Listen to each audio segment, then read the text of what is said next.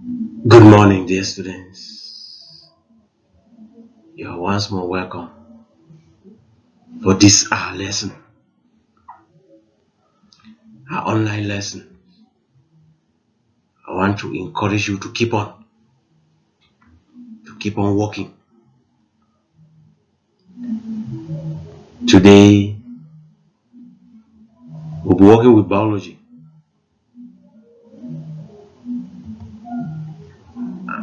and we'll take on model 2. It has been indicated 3, but it's model 2.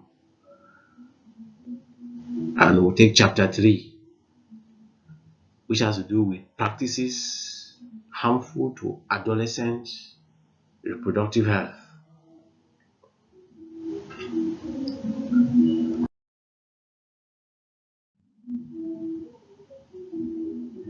With these practices harmful to adolescent reproductive health, we will take our lesson, which is the consequences of female genital mutilation and breast ironing.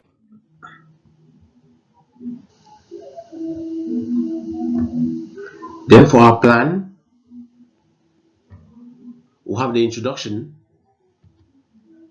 consequences of female genital mutilation,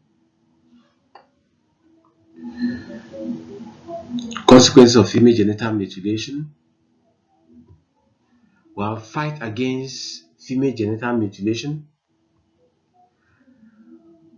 we have breast ironing and its consequences, other harmful practices to reproductive health, then our activity for the day.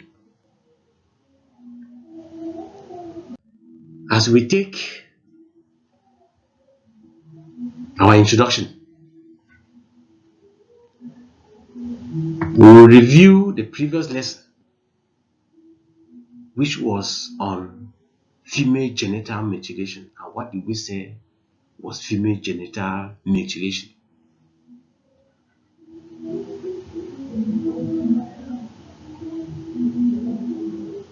We talked of the removal of the external female genital organ, and that this occurs mostly at puberty. And we are giving reasons for this practice, that is done in order to prevent a girl child from having sexual desire,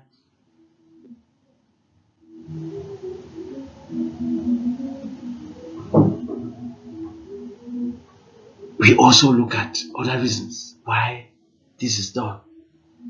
In some cases, to prepare a girl child for a particular man in future, which means a child at young age is prepared for somebody in the future.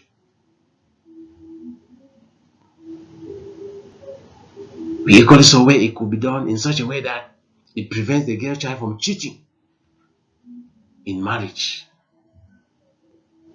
We saw some of these reasons why those who carry out the practice believe that it is done like this to prevent the girl child from this, and this. You add more.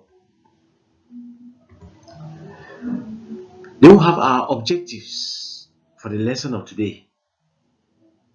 We expect that at the end of this lesson, you are expected to outline the consequences of female genital mutilation, define breast ironing and state its effects,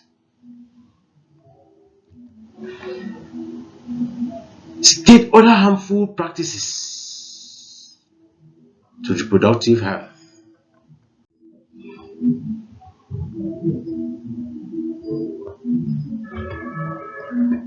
consequences of female genital mutilation. This female genital mutilation, what are the consequences of this practice?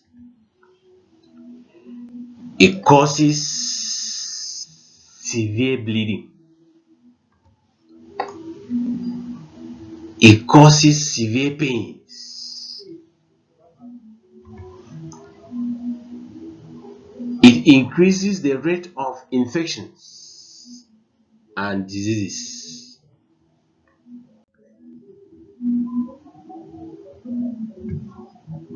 It can lead to infertility. It can lead to infertility. The fact that the reproductive part is destroyed, it can lead to infertility. It causes fear, shock. It causes fear, shock, and bad memory. The child keeps on being disturbed for life.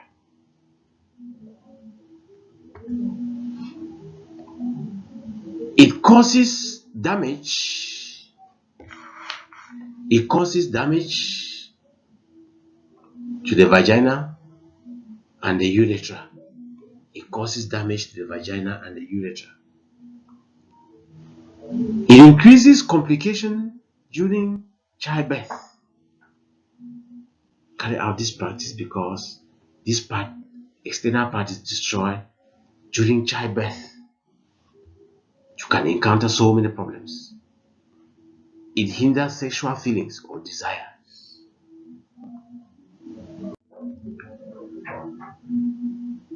Then we look at the fight against female genital mutilation, which are some of the ways you can fight against female genital mutilation. Education and sensitization on the dangers of female genital mutilation. You carry out education, you sensitize the people, you tell the people the harm this practice causes. Promoting media programs on the dangers of female genital mutilation. There are some media programs, women's programs that will come up talking about the dangers of this type of practice. They should be promoted. Then we have government legislation. Here the government passed laws that punish those who are carrying out the act.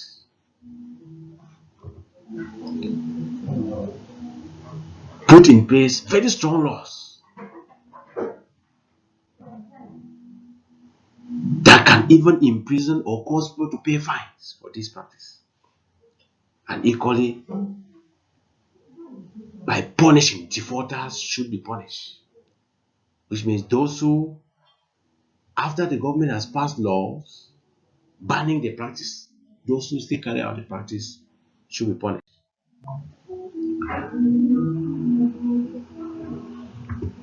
Then we have breast ironing. What is breast ironing? It is an act of massaging the breasts of a young girl to hinder development. This happens mostly at puberty. It is carried out using the pistol and other objects that are warm on fire before being used.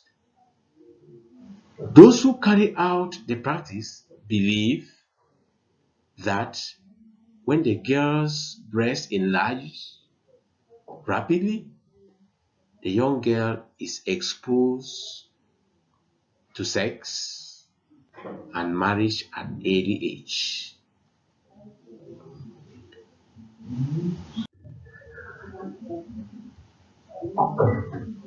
That is what breast ironing is.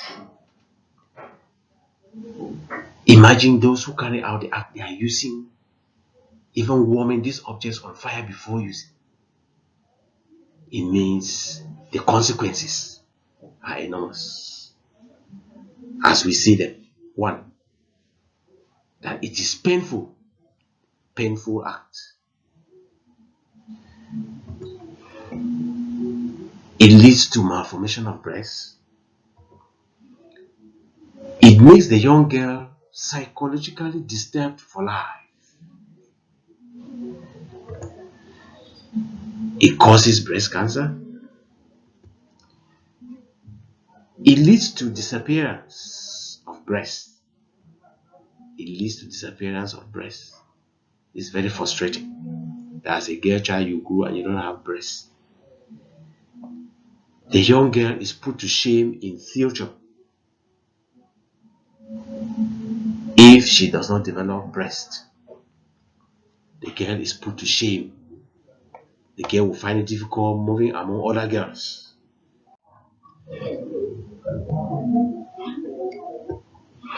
Then fight against breast ironing, which are some of the ways. Education and sensitization on the negative effects of breast ironing.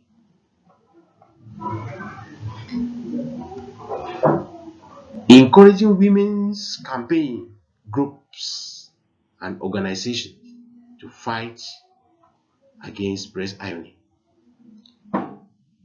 Encouraging women's campaign groups and organizations to fight against breast ironing.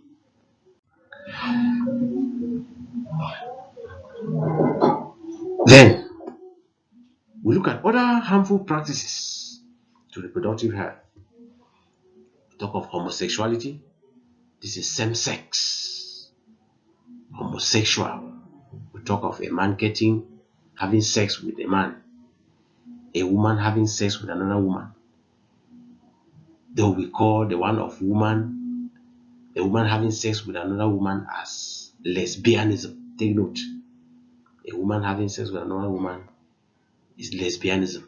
Or having any sexual relation with another woman is lesbianism. Then for a man is homosexuality.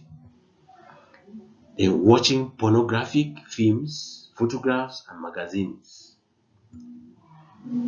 Zoophilia. This is having sexual intercourse with humans and other animals. It's a pity. A human having sexual intercourse with a dog, with a horse, with a cow. This is unheard of. This is a very harmful practice because you don't know what can be transmitted from that animal to you as a human being. When we get the history and the origin of HIV and AIDS, we are told that one of the origin that makes history about HIV is when a human person got in contact with another animal. That's how the virus was transmitted to humans.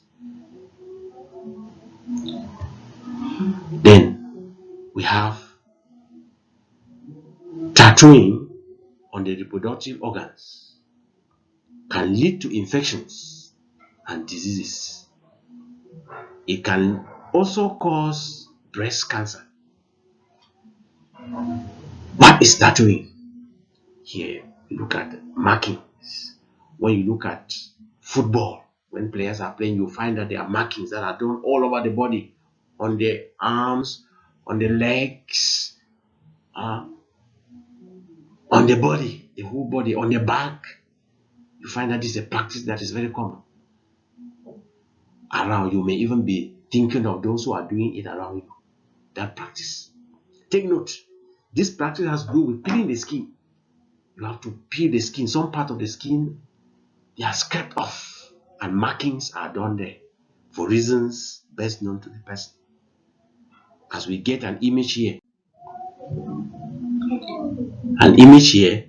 of that tattooing, and we'll find that it is done on which part of the body.